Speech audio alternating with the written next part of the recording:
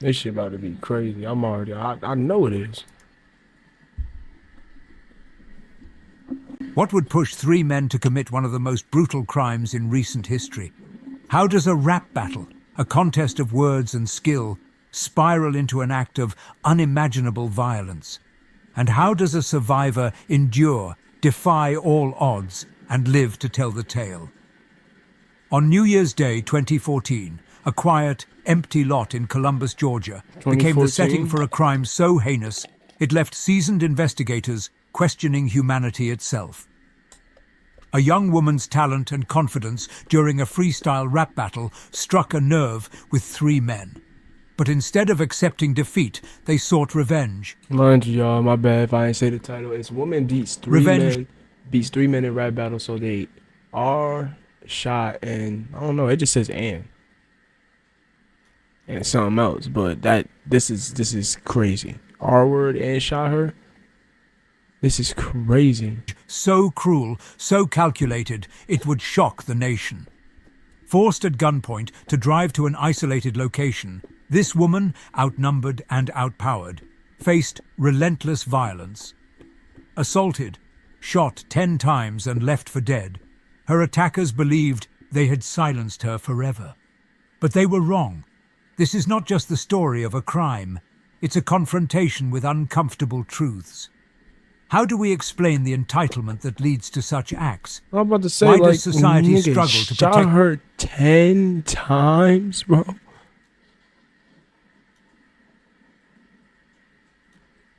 You shot her 10 times because you lost a rap battle. Shot her and R-word her because you lost the rap battle.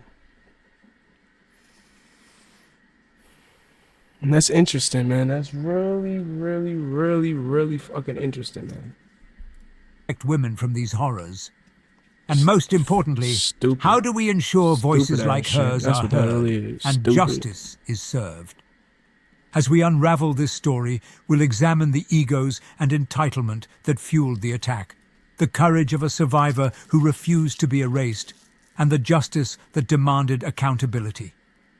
This isn't an easy story to hear, but it's one we all need to understand. Stay with us. It's time to face the questions we can no longer ignore. Welcome to True Crime Story HQ. I thank you, my viewers, most especially my subscribers, for your support as we keep improving and bringing daily told and untold true crime stories update. Please don't forget to subscribe to this channel. To understand the depths of this story, we Yeah, must cause this, first step. I ain't gonna lie, this one's heavy, bro. This is a deep one, bro. Hell no. Like, just it's deep, bro. This is deep, man. back and meet the people at its center. The victim, Brielle Saunders, and the men who turned her life into a nightmare. Robert Johnson, Katori Glover, and Joey Garan. The nigga in the middle looks so familiar. I swear to God, bro. Brielle Saunders was a young, vibrant woman with dreams as big as her talent. Raised in Columbus, Georgia, she grew up surrounded by music.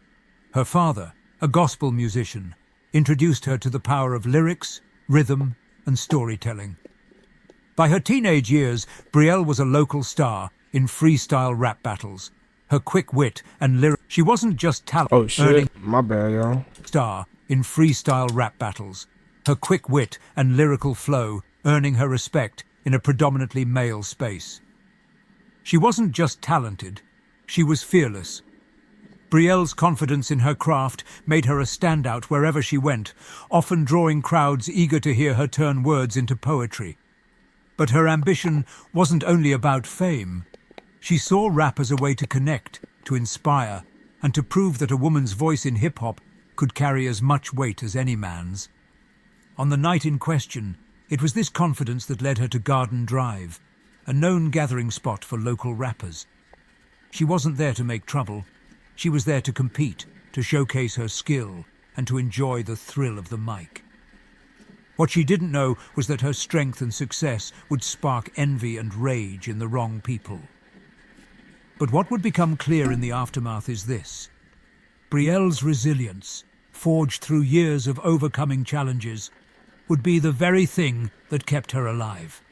bro. Now, Cause let's yeah, turn 'cause nigga shot 10 times and R worded. How do you even like the brain strength you have to have for that is insane, bro. Like salute to to her, the man. men who changed the trajectory of Brielle's life forever: Robert Johnson, Katori Glover, and Joey Garan.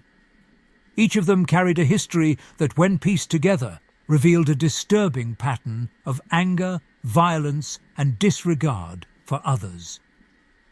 Robert Johnson was the ringleader. At 25, he was already well acquainted with the legal system. His juvenile record painted a troubling picture, including a conviction for forcing an 8-year-old girl to perform unspeakable acts when he was just 13.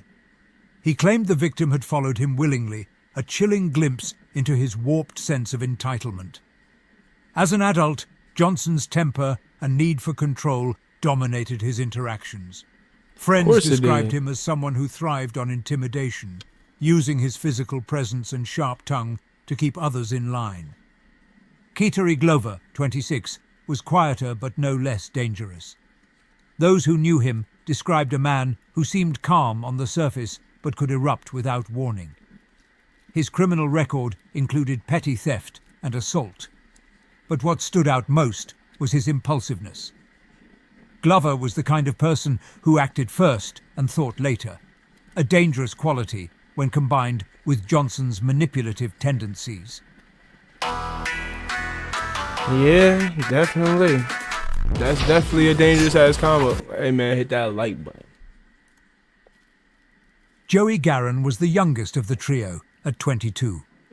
Often overlooked and underestimated, he was the follower, the one who sought validation by aligning himself with stronger personalities. But his insecurities didn't make him any less complicit. In fact, Garen's unpredictability often escalated situations, his need to prove himself leading to acts of recklessness that left destruction in their wake. Together, these three men formed a volatile group.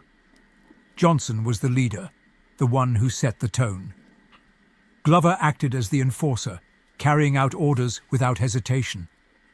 Garan, desperate for acceptance, filled in the gaps, adding fuel to an already dangerous mix. What brought them together that night on Garden Drive was their shared need for dominance and recognition. But what set them apart was their inability to handle rejection. Brielle's victory in the rap battle wasn't just a loss to them, it was a challenge to their egos. And in their That's so world, sad, where man. control was everything, that challenge demanded retaliation. It began as a night full of energy and excitement, the kind that often surrounded underground rap scenes. The party house on Garden Drive was alive with music, laughter, and the quick-fire cadence of freestyle rap battles. Brielle Saunders was in her element, confident, skilled, and ready to take on anyone who stepped up to the mic. The house buzzed with anticipation as Brielle, well known for her sharp wit and lyrical talent, went head-to-head with some of the best freestyle rappers in the room. The crowd gathered close, cheering with every clever line and sharp retort. Among those watching were Robert Johnson, Katori Glover, and Joey Garan. For a while, the rap battle seemed like nothing more than friendly competition. Brielle's energy and skill drew everyone in, including the three men. They watched her with growing fascination, her ability to dominate the battle sparking a mix of admiration and frustration. What? Eventually, the battle moved from the crowded house to the quieter space of Brielle's car, where she, Johnson, Glover, and Garan continued to freestyle. It seemed, at least for a moment, like a harmless extension of the night's fun. Inside the car, the mood remained light. At first, laughter and rhymes filled the air as the group took turns showcasing their lyrical prowess. Brielle held her ground effortlessly, her verses flowing with the same confidence that had captivated the crowd earlier. But as the night wore on, the dynamic began to shift. Johnson and Glover exchanged glances, their demeanor changing almost imperceptibly. The atmosphere their demeanor changing almost imperceptibly. The atmosphere grew tense, though Brielle, engrossed in the music and the moment, didn't immediately notice. Then, without warning, Glover pulled out a gun. The air turned icy as Johnson followed suit, his weapon aimed directly at Brielle. The laughter and camaraderie evaporated in an instant. The men ordered Brielle to start driving, their voices sharp and commanding. Her heart pounded as she tried to process what was happening. She complied, gripping the steering wheel tightly as she navigated the streets, unsure of where they were taking her, or why. The tension in the car was suffocating, every second stretching into what felt like hours. As they drove, Glover grew impatient and demanded she pull over. He took control of the wheel, forcing Brielle into the passenger seat. The men exchanged crude remarks, their words laced with malice. Garin, sitting in the back, remained mostly silent, but his uneasy fidgeting suggested he knew exactly where this was heading. The car came to a stop at an abandoned lot on Far Road, a place chosen for its isolation. There were no lights, no sounds, and no one around to witness the horrors about to unfold. Nah, this is crazy insane. This is crazy insane. Thinking you were just gonna be chilling in the car, just doing some rap shit. All of a sudden, you got two guns pointing at you, bro. What in the world? The cold air bit at Brielle's skin as she sat frozen in the passenger seat, the weight of the moment pressing down on her like a suffocating blanket. The eerie silence of the night was broken only by the low murmurs of the men and the sound of her own racing heartbeat. The lot itself was desolate, overgrown with weeds and littered with debris. Shadows stretched across the barren ground, cast by the faint glow of the moon above. Brielle could feel the chill creeping through her, but it wasn't just the cold. It was fear. She pleaded with the men, her voice steady despite the terror coursing through her. She begged them to let her go, reasoning with them, trying to appeal to any sliver of humanity they might have. But her pleas were met with cruel laughter, their mocking tones cutting through the darkness. They didn't see her as a person anymore. To them, she was an object, a target for their anger and frustration. The laughter only grew louder as Johnson and Glover brandished their weapons, making it clear there would be no escape. What followed was an assault so horrifying that the details would later leave a courtroom in stunned silence. Brielle was forced to strip at gunpoint, her dignity stolen piece by piece. The men degraded her, taking turns assaulting her both physically and sexually. They used their guns as instruments of humiliation, the cold metal pressing against her skin as they took turns inflicting unimaginable pain. They had a good old time. They were passing me around like a piece of cake, Brielle would later testify in court, her voice trembling with the weight of those words. She endured repeated acts of brutality, each one designed to break her spirit. But even in the midst of such cruelty, Brielle's strength remained. She clung to the hope that somehow, some way, she would survive this nightmare. The men's laughter echoed across the empty lot as they took turns violating her. For them, it was a game. For Brielle, it was a fight for her life. When the assault finally ended, the men weren't finished. They attempted to force Brielle into the trunk of her car, their plans unknown, but their intent unmistakable. It was then that Brielle saw her chance. With every ounce of strength she had left, she broke free and ran. She didn't think. She just ran, her bare feet pounding against the cold ground as gunshots rang out behind her. Johnson and Glover opened fire, their bullets finding their target again and again. Brielle was hit 10 times, her body collapsing to the ground under the weight of her injuries. Ooh. 10 times? But even then, she wasn't done fighting. She lay still, her breathing shallow, pretending to be dead as the men approached. Believing their work was finished, the men retrieved a gas can from the trunk of the car. They doused Brielle in gasoline, the acrid smell filling the air, and set her on fire. Flames engulfed her body as the men fled, convinced they had erased all evidence of their crime. But Brielle wasn't done. Against all odds, she found the strength to move. Through the pain of her burns and bullet wounds, she crawled inch by inch.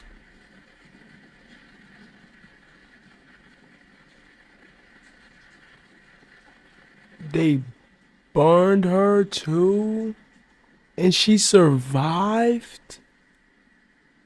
She got shot 10 times, got burned, and she survived. God is safety. good. Her But like, that is so fucked.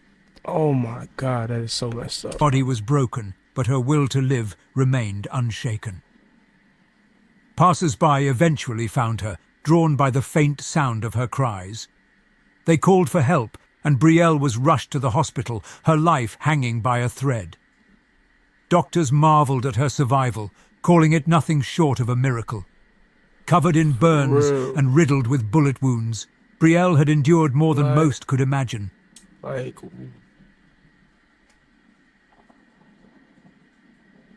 And yet, she was alive. Her story was far from over. What had happened in that lot was only the beginning of a journey toward justice.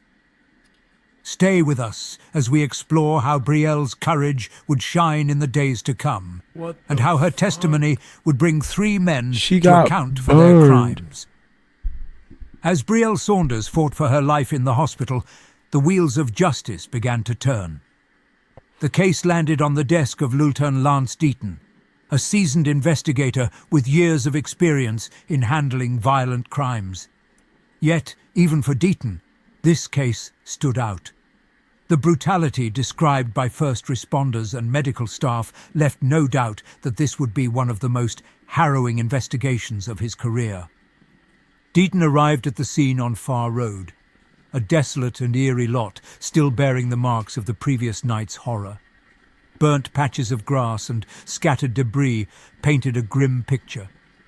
Among the evidence were bullet casings, tire marks, and fragments of clothing, a silent testament to the violence that had unfolded there. Forensic technicians meticulously documented every detail, preserving the evidence that would later play a critical role in securing justice. this is crazy, bro. As the investigation unfolded, witnesses I need to see how much time these niggas got, bro. from the party on Garden Drive began to come forward.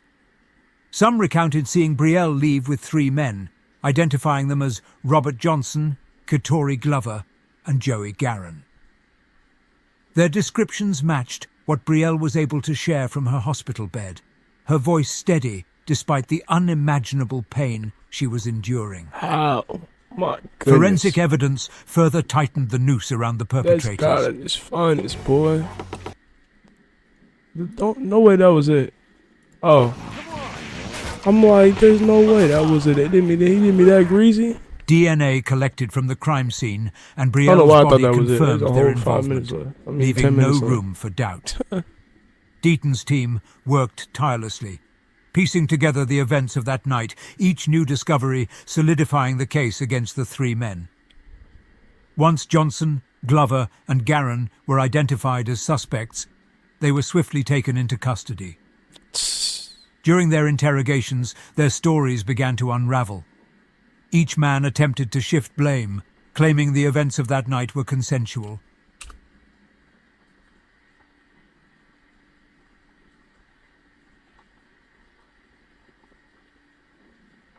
She got shot 10 times and burned. What the fuck is consensual about that? But their claims were at odds with the overwhelming evidence. Brielle's detailed testimony, witness accounts, and the forensic findings that painted a damning picture of their actions. The interrogation videos captured their desperation. Johnson maintained a cold arrogance, insisting that Brielle had willingly participated in the night's events. Man, fuck out of Glover here. remained stoic, but stumbled over his words when confronted with the DNA evidence. Garin, the youngest and most insecure of the group, broke down under pressure, his nervous fidgeting and inconsistent statements only further implicating him. Their arrests sent shockwaves through the community. As the details of the attack became public, outrage grew. The brutality of the crime and the lack of remorse shown by the perpetrators left many in disbelief. Rallies were held in support of Brielle, with community members demanding justice and ensuring her voice would not be silenced. Lieutenant Deaton, reflecting on the case, later described it as one of the most brutal he had ever encountered. Nigga, what? For real? Yet, he also spoke of the remarkable courage shown by Brielle and the unwavering determination of his team to bring her attackers to justice. As the men awaited trial, the stage was set for a courtroom battle that would expose the depths of their cruelty and test the limits of the justice system. The courtroom was silent as Brielle Saunders took the stand. Every eye in the room was on her, yet she remained composed, determined to tell her story. It wasn't just her courage on display. It was her will to ensure her attackers were held accountable for their actions. Brielle's testimony was nothing short of heartbreaking. In vivid detail, she recounted the events of that night. She spoke about the laughter that filled the car before it turned to threats, the cold air of the abandoned lot, and the excruciating pain of the assault. Every word carried the weight of her trauma, yet she delivered it with a strength that commanded the room. When they were done, they tried to throw me in the trunk like I was trash, she said, her voice trembling but steady.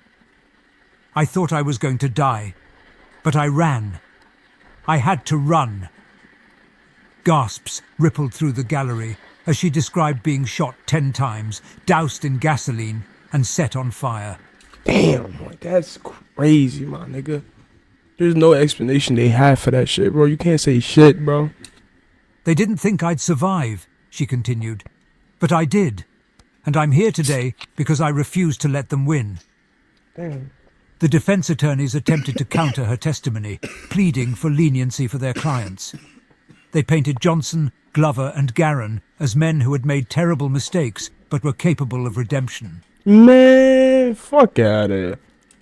My client has expressed deep remorse, said Adam Deaver, Katori Glover's attorney. He's That's a 22-year-old? willing to take responsibility for his actions, and I ask this court to consider his potential for rehabilitation. But prosecutor Sadhana Daly was relentless. She dismantled the defense's arguments with precision, presenting overwhelming evidence of the defendant's That's what I'm actions talking about. and their lack of genuine remorse. That's what I'm talking about.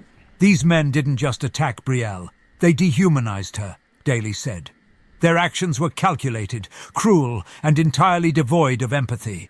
They didn't show her mercy then, and they don't deserve mercy now. You feel me? Daly pointed to the interrogation videos where the men claimed Brielle had consented to the assault, knowing full well they had forced her at gunpoint.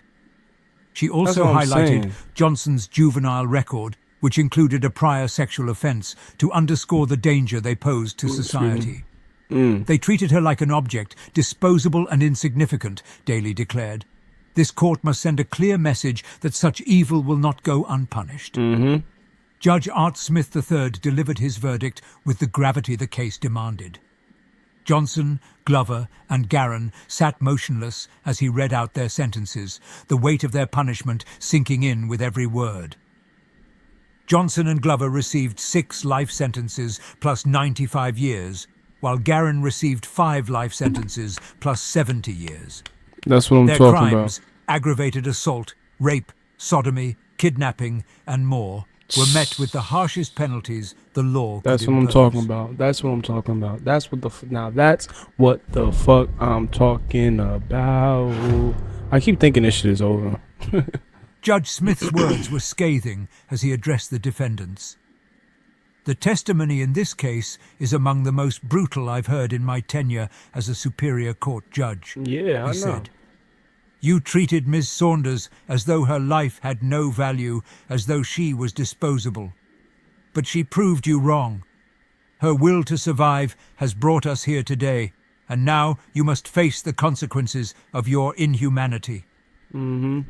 The sentences were met with relief and applause from the gallery, Yeah. where Brielle's family and supporters sat. The community's demand for justice had been heard, and the men who had sought to destroy Brielle's life would now spend the rest of theirs behind bars. The trial was a victory for justice, but it was also a testament to Brielle's courage. She had faced her attackers, shared her story, and ensured they could never harm another person again. As the courtroom emptied, one thing was clear. This was more than a legal battle. It was a fight for dignity, accountability, and the enduring power of resilience. Stay with us as we reflect on the aftermath of the case and how Brielle's strength continues to inspire those around her. Brielle Saunders' recovery was nothing short of miraculous. Facts. Her physical wounds, 10 gunshot injuries and severe burns, required months of intensive care and rehabilitation. Okay. But the emotional scars would take even longer to heal. Nah, yeah, that's... Surrounded by her family and community, Brielle found strength in their unwavering support. They rallied around her, proving that while the attack had broken her body, her spirit remained unshaken. Good. The impact of Brielle's story rippled far beyond her personal journey. Her case sparked a rallying cry for justice, shining a harsh light on the epidemic of violence against women. And this is back in 2014, boy. This is 10 years ago. Gosh, I wonder how she doing now. Community doing good, leaders man. That's called for crazy, changes to dude. local policies, This including increased protections for vulnerable individuals and harsher penalties for violent offenders. Yes, sir. Her bravery inspired countless others to speak out, ensuring that her story was not just about pain, but also about empowerment. This case serves as a stark reminder of the importance of justice and the resilience of the human spirit.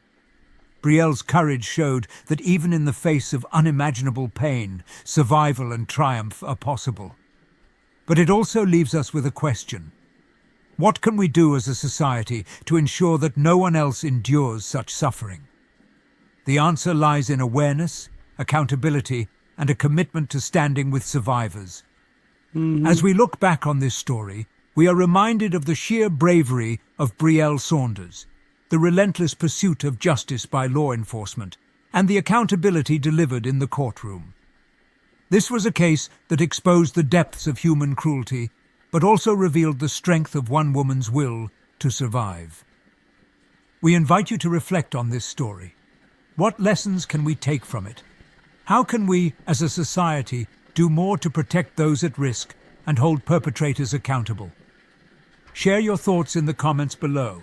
If this story moved you, please consider subscribing for more content that explores the triumph of justice and the strength of survivors. Together, we can ensure these stories are heard, and these lessons are never forgotten. Bro, that shit is so crazy to me, bro. I ain't gonna lie. Like, that is one of the actually most absurd cases of anything I've ever heard, bro.